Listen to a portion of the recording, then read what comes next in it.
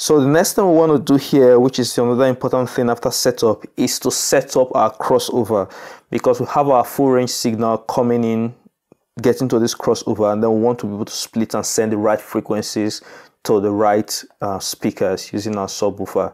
And with that, we are going to select crossover. If I move this all the way here, of all of these buttons, there is a button called X over, which is our crossover button. I will hit that button here, and then we have our crossover. And so with our crossover, we've got a high band menu and a mono sub menu. That's the only two outputs we are using, a high and a sub. The sub is mono as per what we selected. If we selected stereo sub, then maybe a stereo sub menu is what we're going to see here.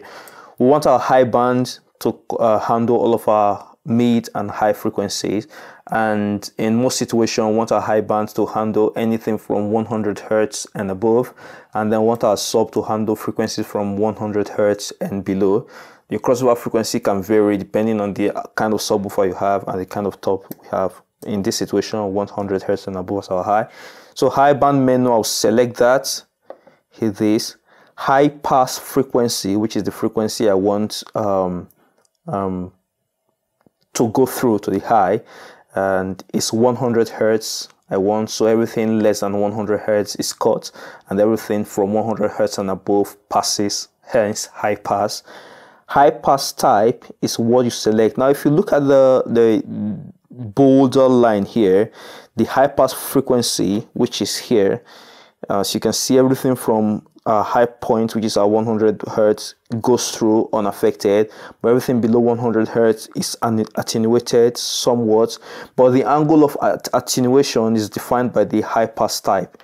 So if I select high pass type and then changes LR24, you see you have a steeper cut here, and if I keep going, LR36 is even steeper, and LR48 is even worse. And if I keep going, I think LR, there's a name for it. BW is the Butterworth type. Forgotten the name, what LR mean. I'll probably put it in the, write it somewhere here in the video.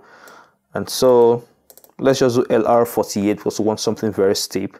And then I will press this rotary control to save that. And then the gain, if you're setting up, trying to do some gain stage and you want some gain here, you can increase what you want. As you increase, you see the high frequency part is going up, and you can bring it down if you want. So I'll just keep our gain at 0. I don't want. Basically what this is I'd like to do my gain staging in the speakers or in the amplifiers before I eventually start. But if you want to do gain staging here in this, say you have too many subs and the low frequency is already overpowering the highs, you want to increase some highs, that's great. You have the luxury of adding gain to each of your speakers from here. And then, so my gain is good. I want to leave it at 0 dB. You've got a low pass frequency. Basically low pass is the opposite of high pass, so cut frequency after a certain cuts everything after a certain frequencies downward. I want my top speaker, which I'm working on here, to handle 400 Hertz and above. I don't want to cut. But if you want, say you want to cut like if some very high frequency, like 200K, 20K rather, or maybe 15K or 10K, you can use that. You select, it's currently out, which means I don't have a low pass, but you can add low pass frequency, and as you can see, it cuts everything greater than a set frequency if you're trying to preserve your speakers, whatever it is, or it's too harsh. I don't want a low pass frequency. I'll just take that one out. I'll have my low pass frequency in my subwoofer. And then of course there's also the low pass type, similar to what we had in our high pass type. I don't have a low pass frequency, so I don't care and I don't care about the low pass type. Polarity, simply if you want to flip the polarity of the high for any reason, you have the opportunity to do that here, normal or inverted. So I'll just normal is fine. And that is it with the high pass type. We're all done with our high frequency speakers. We go back and then we do settings for the sub as well. So I'll hit the sub. For the sub, we have a high pass frequency. Ideally, we want to set a low pass for the sub so it handles the frequency after, say, 100 Hertz and below. But for most situations, you also want to have a high pass frequency for the sub, just to protect the sub against very, very low frequency like 30 Hertz or 50 Hertz, depending on the size of your sub. So there's already 35.5 Hertz high pass frequency set here, which is really good. I can probably just reduce that to 30 Hertz, or 35 is still alright.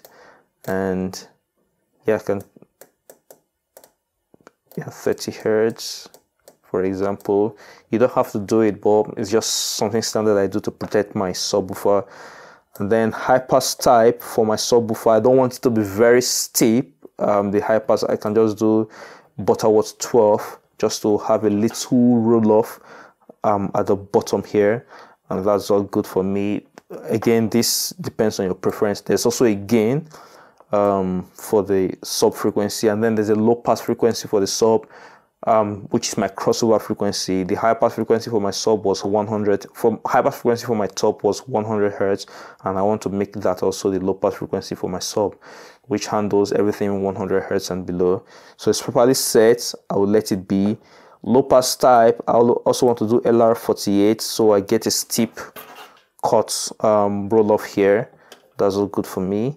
Polarity is normal again. If you want to invert it for any reason, you can go ahead and do that. And that's all, and all set, and then we go back. So basically what we've done is to do a setup, a setup wizard that determines what kind of inputs we have, mono or stereo, and then what kind of graphic EQ we have, if it's a dual mono graphic EQ or a stereo linked graphic EQ. And then all of those runs to our crossover, and also from our setup, it tells us what kind of speakers we're using. We're using a sub and the top speakers that handle both high and mid, so it's not a two-way top speaker. And then we are also able to set our crossover. With this is the basic setup you can do with this Driverack PA2. And when you feed the output of your mixing console into the input here, connect the high output to your top speakers and the low output to your subwoofer, you're sure that signals will flow through, get to your crossover, get split into your top, which handles your high and mid frequencies, and again get it split as well into your sub, or your low, which handles your sub frequencies. And then the last thing to do, you have to remember to unmute your top, which is here. As you can see, you've got your low lit up and your high lit up. There is nothing here in the mid because the mid is not being used as per your configuration or your setup. So you go ahead and you unmute your low, and then you unmute your high, and then signal goes through. For the next video, I will show the same setup on how you can use it with your iPad, how you can connect this to work with your iPad or the mobile app, set up a local area network for it, and then be able to get the connections made, as well as how you'll be able to do everything with your iPad. With that, you've got better visuals on how everything works, and it's pretty simple and easy for them. Thank you very much for sticking around till the end of this video, and I will see you in the next one. Bye for now.